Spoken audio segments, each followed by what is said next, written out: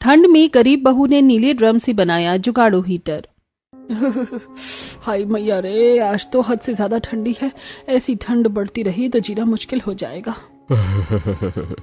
एक तो ये खुली छत, ऊपर से ठंडी हवाएं। अरे 2 दिन से ठंडी कुछ ज्यादा ही बढ़ गई है। ये ठंडी तो अभी बर्दाश्त हो जा रही है पापा जी। मैं सोच रही हूँ रात में क्या होगा। रात में तो ठंडी और भी ज्यादा बढ़ जाती है। जो होगा कुछ न कुछ जुगाड़ तो करना ही पड़ेगा पल्लवी। अब जल्दी से खाना निकाल दो और तसले में आग जला दो। बहुत तेज से ठंडी लग रही है। जिसके बाद पल्लवी सभी के लिए खाना निकालती है और एक तसले में आग जला देती है और बीचों बीच रख देती है और सभी घर वाले तसले के अगल बगल गोल घेरा बनाकर बैठ जाते हैं और सभी खाना खाने लगते हैं। मम्मी गर्मी तो मिल रही है लेकिन धुआं बहुत ज्यादा लग रहा है। ऐसे धुएं में मैं खाना नहीं खा पाऊंगा। मम्मी ये धुएं से मेरी आंखें जलने लगी। बेटा अभी तो आप ऐसे ही खाना खा लो। देखो आग बुझा दूंगी तो फिर ठंडी तेजी से लगने लगेगी, बस इसीलिए आग जला रखी है। बहू एक काम कर, ये आग बुझा दे या घर के किसी कोने में रख दे। हम ठंडी बर्दाश्त कर लेंगे, ये आंखों की जलन से तो ठीक ही है। फिर पूरा परिवार ठंडी में बैठकर ही खाना खाता है। ये बिस्तर भी फट रहे हैं, इतने सालों पुराने हो गए हैं, सब घिस गए। ऐसे ही रहा तो हमें एक दिन जमीन पर सोना पड़ेगा। भाभी वैसे भी इन बस्तरों पर सोने के बाद भी ऐसा लगता ही है जैसे जमीन पर सोई हैं। कोई आसमान वाला फील नहीं आता। ऊपर से पूरी रात में ऐसा लगता है कि हम जम जाएंगे, इतनी ठंड लगती है। घर के रजाई गद्दे भी तो फट गए हैं और नए बनवाने के लिए पैसे नहीं है। हम क्या कर सकते हैं। जिसके बाद सभी जमीन पर लगे बिस्तर पर लेट जाते हैं। सास ससुर 2 चादर को एक में करके सोते हैं। बहू बच्चों को अपनी कॉटन की साड़ी की 4 परत करके उड़ाती है। बाकी नंद पति और बहू भी एक पतला सा चादर ओढ़ कर सो जाते हैं।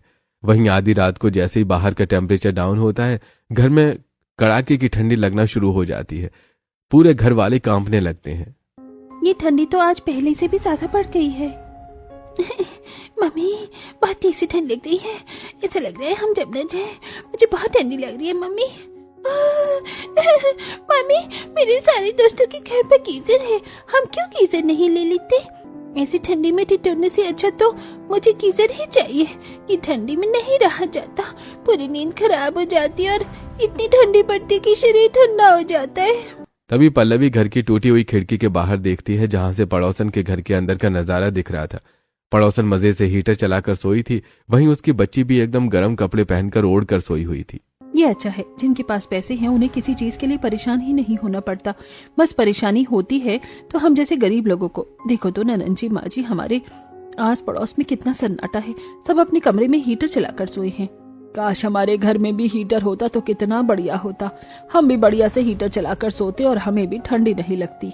संध्या यही सब सोच रही होती है और वहीं घर वाले ठंडी से ठिठुर रहे थे। संध्या का पति एक कंस्ट्रक्शन साइट पर मजदूर था। वहां से जो कुछ भी दिहाड़ी मिल जाती उससे ही उनका घर चलता था। बड़ी ही मुश्किल से राजेश जो भी कमा कर लाता सब उसमें ही गुजारा कर रहे होते हैं। वहीं लखन जी का छोटा सा खेत होता है जिसमें जो कुछ भी उगता उससे ही लखन जी का घर चलता। गर्मी में उनके खेतों में गेहूं की अच्छी पैदावार हुई थी। देख रही है बहू, सारे गेहूं ऐसे ही बोरी में पड़े खराब हो रहे हैं। पहले बारिश की नमी और अब ठंडी। गरीबों के लिए सारे ही मौसम कष्टदायक होते हैं। वही देखो तो अमीर कितने बढ़िया से ठंड का मजा लेते हैं, एंजॉय कर रहे हैं। माँ जी, इन गेहूं को भरने के लिए कुछ तो चाहिए ही। अभी तो सिर्फ नमी लगी है, वरना सारा गेहूं खराब हो जाएगा तो दिक्कत हो जाएगी। इसके बाद पल्लवी आसपास के घरों में जाकर टीन के डिब्बे मांगने लगती है ताकि गेहूं रख सके, लेकिन उसके पड़ोसन के पास उसे कुछ नहीं मिलता।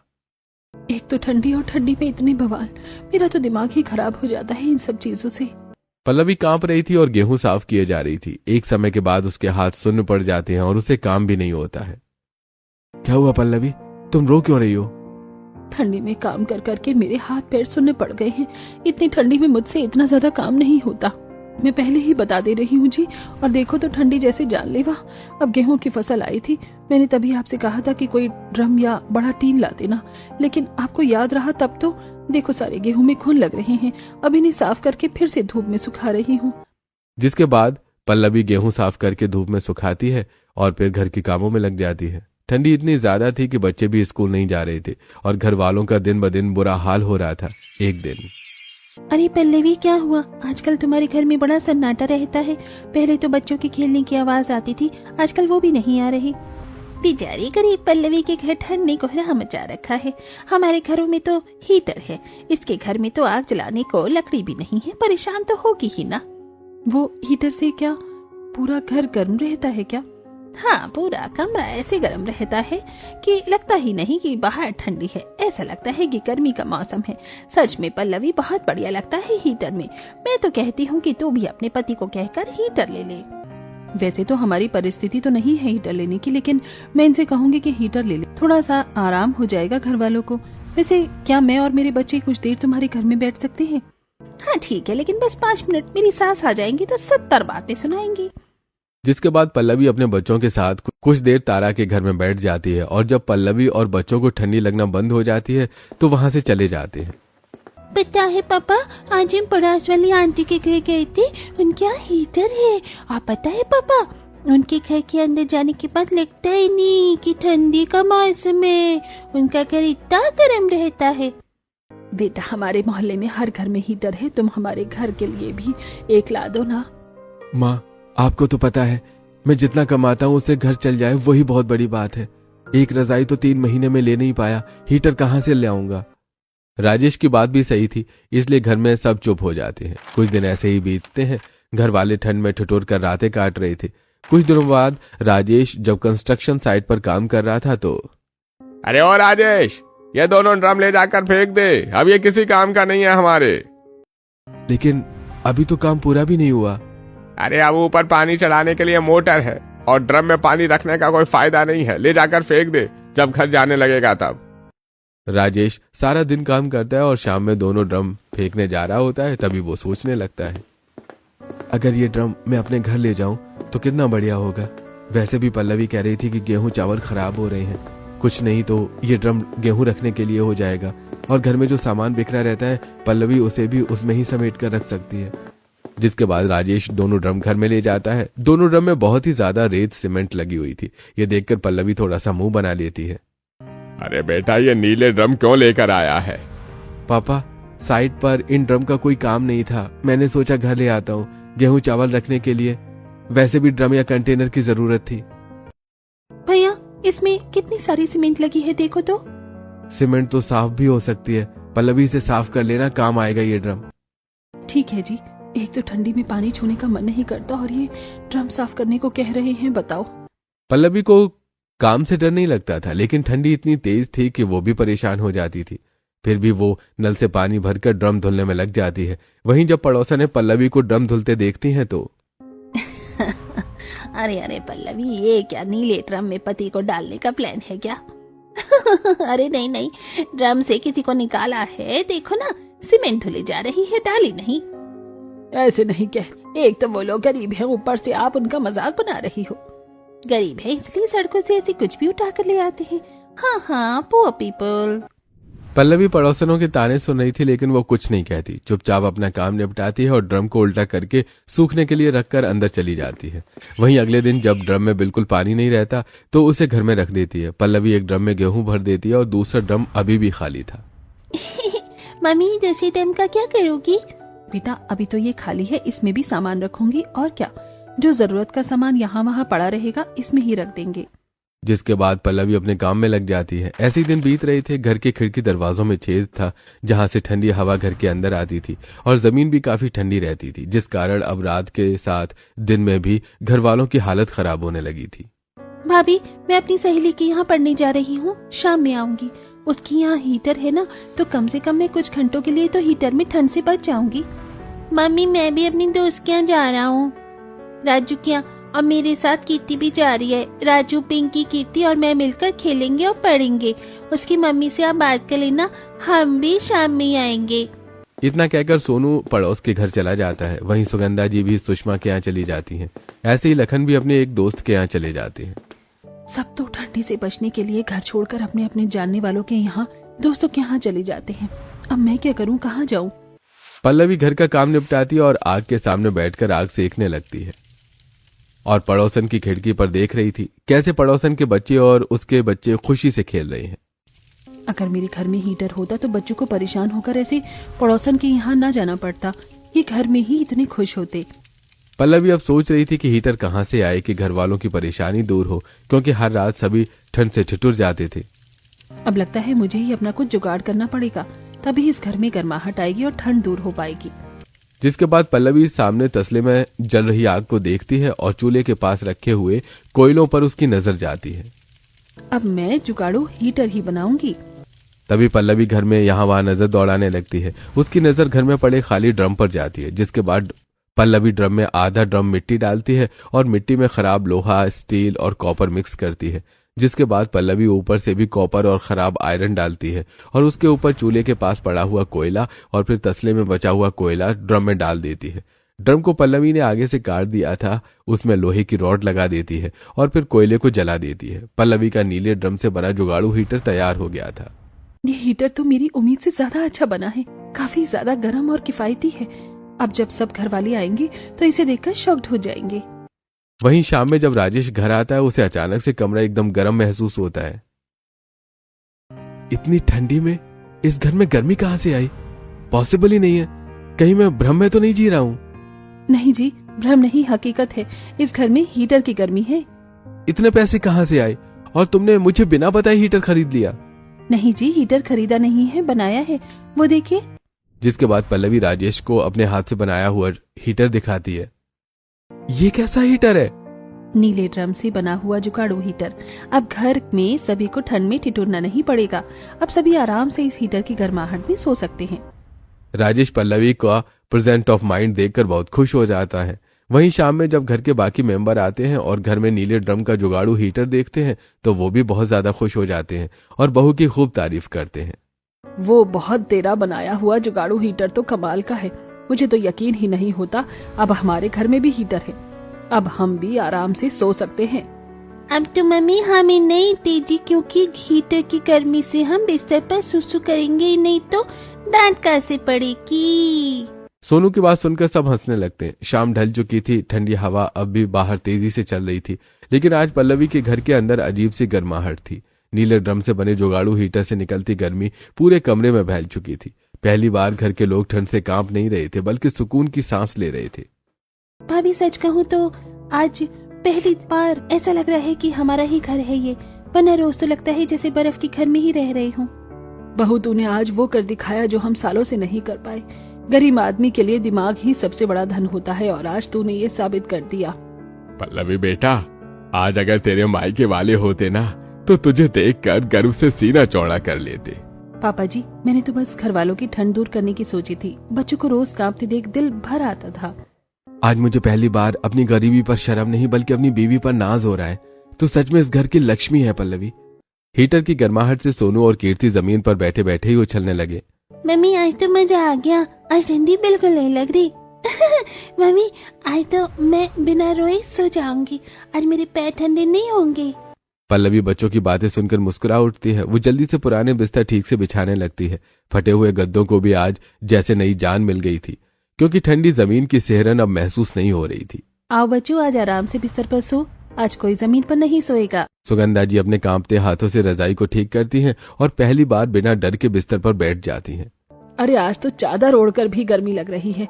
पहले तो 4-4 चादर ओढ़कर भी ठंड नहीं जाती थी।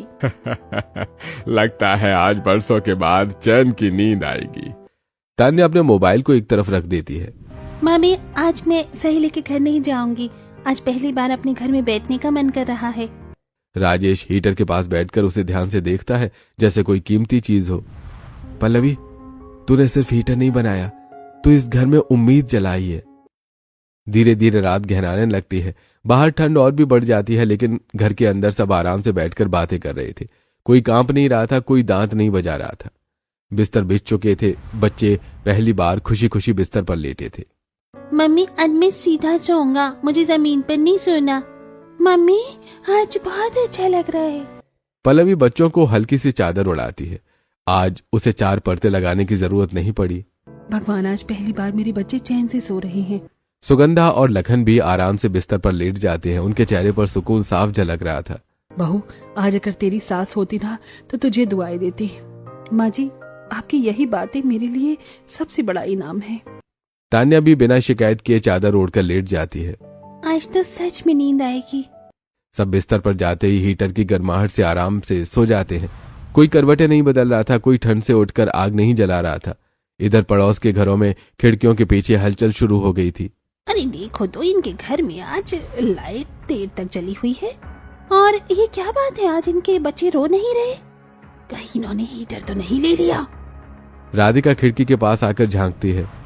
अरे ये तो चैन से सो रहे हैं, कैसे संभव है? इनके पास तो हीटर लेने के पैसे भी नहीं हैं।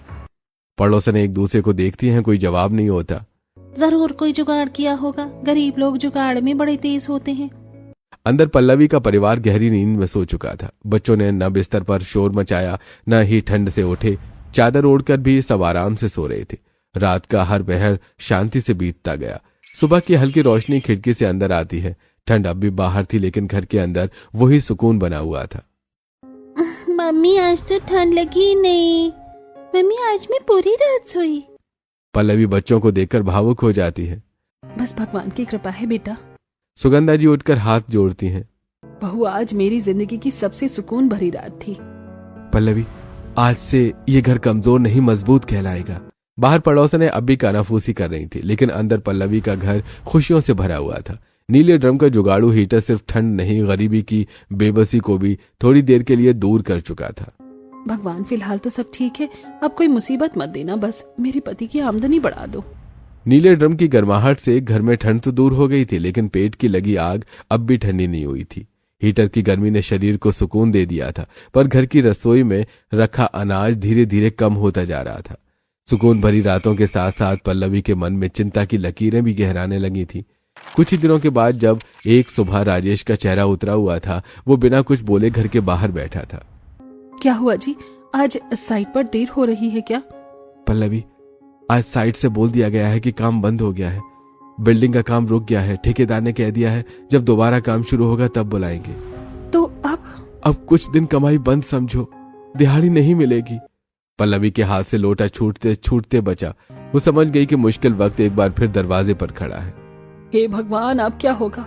गेहूं तो जैसे तैसे चल जाएगा, लेकिन सब्जी, दाल, तेल।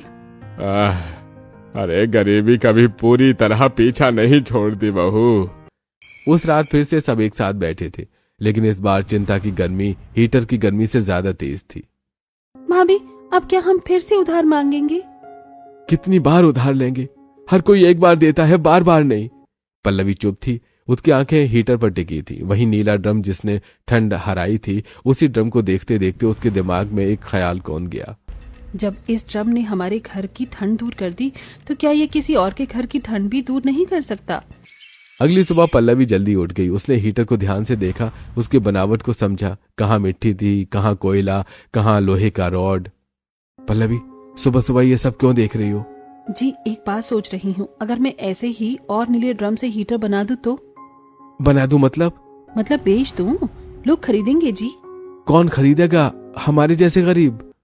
गरीब ही सही, लेकिन जिन्हें ठंड लगती है, और ये हीटर बिना बिजली, बिना ज्यादा खर्च के काम करता है। बहू, अगर ऐसा हो जाए तो भगवान तेरा भला करे। अगले दिन, तारा दीदी, जरा अंदर आना। तारा अंदर आते ही ठिठक गई और बहू के घर का गर्म कमरा देखकर हैरान थी कि यहाँ इतनी गर्मी कैसे है। अरे यहाँ तो सच में गर्मी है। हीटर चालू है क्या? और हीटर आया कहाँ से? यही तो है हीटर। ये तो ड्रम है। हाँ दीदी, लेकिन गर्माहट देखो। अरे बाप रे, तो सच में बहुत गर्म है।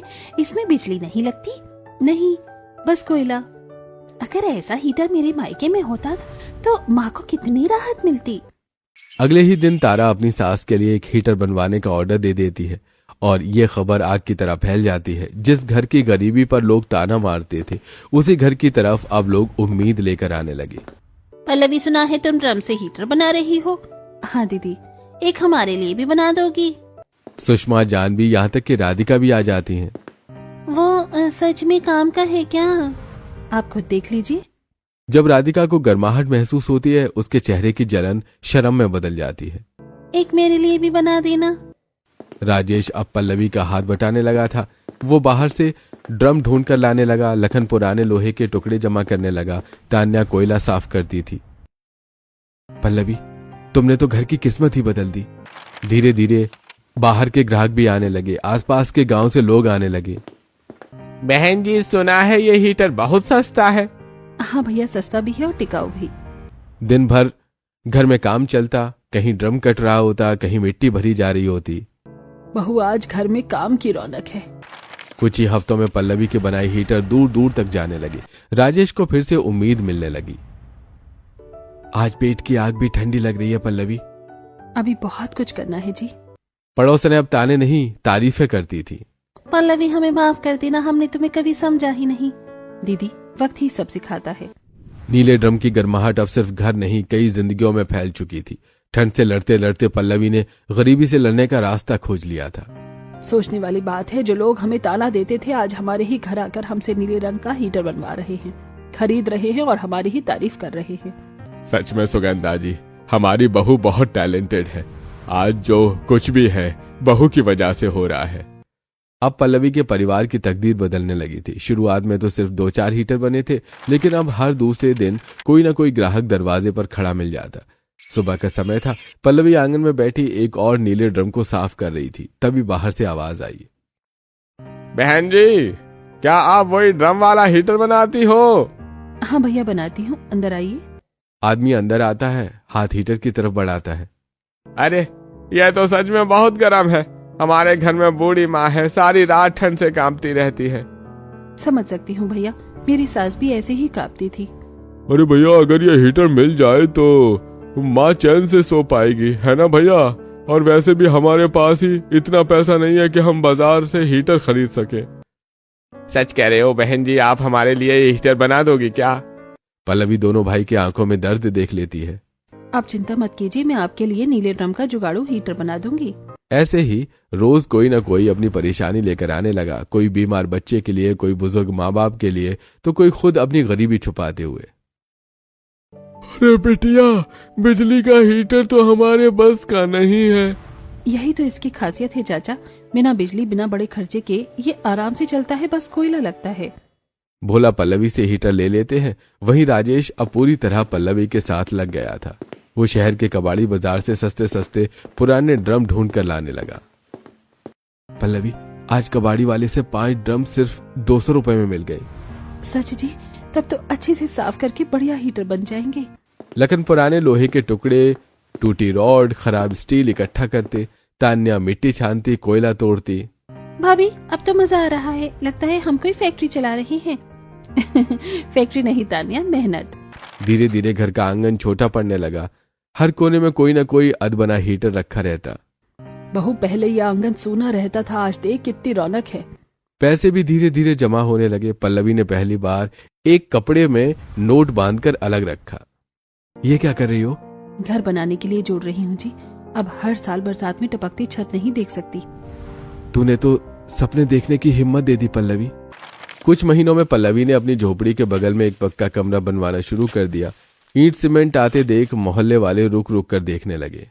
अरे पल्लवी तो घर बनवा रही है, वही पल्लवी जिसे हम ताने मारते थे। पल्लवी किसी की बातों पर ध्यान नहीं देती, वो सिर्फ अपने सपनों पर काम करती रहती है। एक दिन तान्या चुपचाप आकर पल्लवी के पास बैठ जाती है। भाभी, मेरी शादी की उम्र निकलती जा रही है। तान्या, तेरी शादी धूमधाम से होगी, अब इस घर में कमी नहीं रहेगी। भाभी, मुझे आप पर पूरा भरोसा है। पल्लवी अब और आगे सोचने लगी थी, सिर्फ ड्रम ही नहीं, छोटे घरों के लिए कुछ और। एक दिन उसकी नजर एक बड़ी प्लास्टिक बाल्टी पर पड़ी। अगर ड्रम से बन सकता है तो बाल्टी से क्यों नहीं? उसने प्रयोग शुरू किया। छोटी बाल्टी में मिट्टी, कोयला, लोहे की जाली। पहली बार में बाल्टी थोड़ी पिघल गई, लेकिन पल्लवी रुकी नहीं। पल्लवी, कहीं नुकसान न हो जाए। जब तक सफल नहीं होंगी तब तक नुकसान ही सीख ले। तीसरे ट्रायल में बाल्टी हीटर काम कर गया। जी बन गया, ये देखिए।